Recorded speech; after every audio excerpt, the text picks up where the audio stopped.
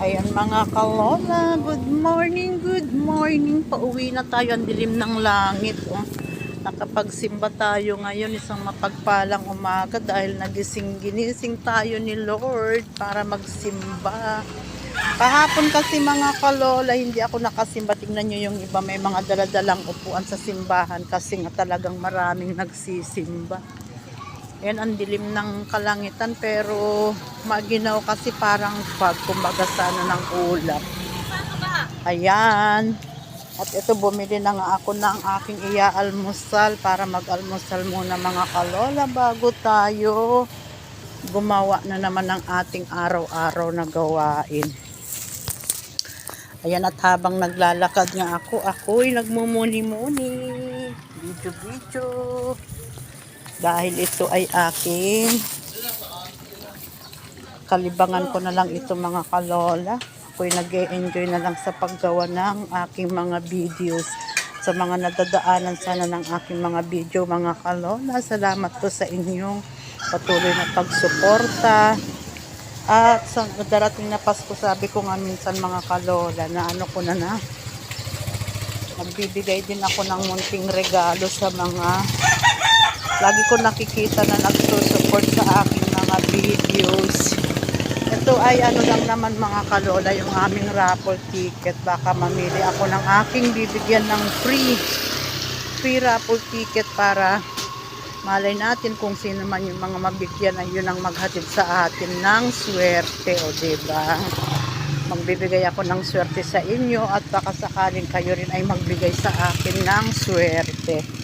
So, bigayan lang. Sabi nga, kahit hindi Pasko ay magbigayan. Sa bagay naman mga kalola kasi kung tutuusin, kung talagang ano tayo, pwede natin gawin kahit araw-araw ay Pasko. Kasi hindi lang naman tuwing December 25, yun nga yung talagang ano natin na yun ang araw ng Pasko. Pero, pwede rin natin naman gawin na araw-araw ay Pasko. Kasi ang Pasko naman mga kalola, ito yung time ng pagbibigayan.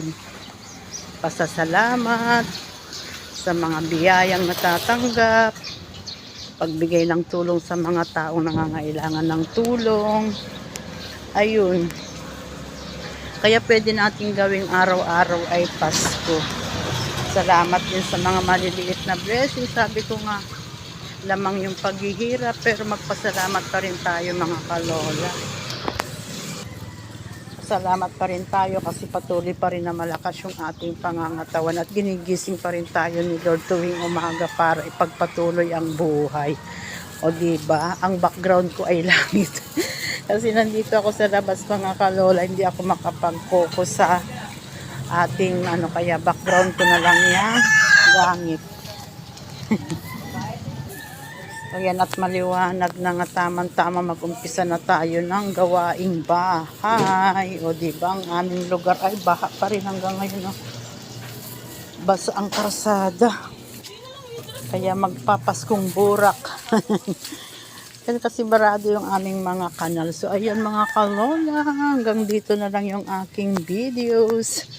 Ay, salamat, tulog pa si Apo. Ganda ng aming orchids ayun sa taas-taas. Oh. Hindi lang masyadong pansin kasi nasa taas. Ay, ano ba yung wala sa aking ano? Parang wala na yatang tubig o walang cup. Uy, sumalubong si mga chuchu. Oh, oh, oh, oh. Good morning, Taba. Good morning, Brownie. Ano ba ang wala? Bakit nakapula yung ating dispenser? Meron kulang kaya ganyan. Wala na yatang cup. Wala nang cup siguro. Ayan, tignan ko lang. Check ko lang muna mga kalola. At ibaba ko muna itong aking almusal at mag-almusal muna ulit tayo. I-check ko lang yung coffee vendo kung ano ang kulang. Ayun, tulog pa nga si Apo kasi nung ako umalis kanina, nagpalipat siya dun kay Tatay Syong niya dahil nga ano, wala daw siyang katabi. Ayaw naman niya sumama magsimba mga kalola, kaya iniwan ko na siya.